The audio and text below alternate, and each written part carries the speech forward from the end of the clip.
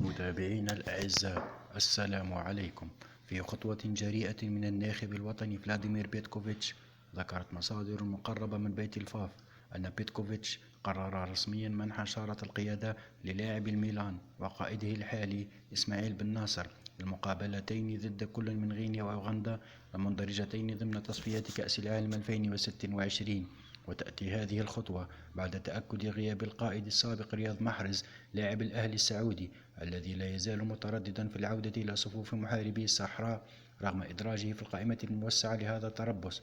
وكذلك التألق البارز لنجم روزينيري وعودته القوية ومنحه شارة القيادة في ناديه كأول لاعب عربي يتم منحه شارة القيادة في العملاق الإيطالي ميلان، ورغم تواجد بعض الكوادر الأخرى كعيسى مندي ونجم الغراف القطري ياسين إبراهيمي، والذي تم منحه هذه الشارة في تربص شهر مارس الماضي بعدما غاب إسماعيل بن ناصر، إلا أن بيتكوفيتش أقدم على هذه الخطوة باعتباره معجبا كثيرا بإمكانيات بن ناصر وحتى أخلاقه وما قيادته للميلان، إلا دليل واضح على مكانة اللاعب، وهو اللاعب المكافح والمحارب في وسط الميدان.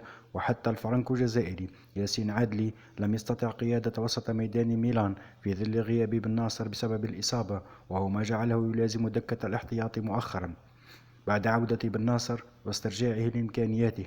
فهل سيكون بن ناصر القائد الفذ الذي افتقده المنتخب الجزائري منذ سنوات، خاصة وأن رياض محرز في نظر أغلبية المتابعين لولا لعبه في الدوري الإنجليزي وفي صفوف العملاق المان سيتي لما تم منحه هذه الشارة في صفوف محاربي الصحراء؟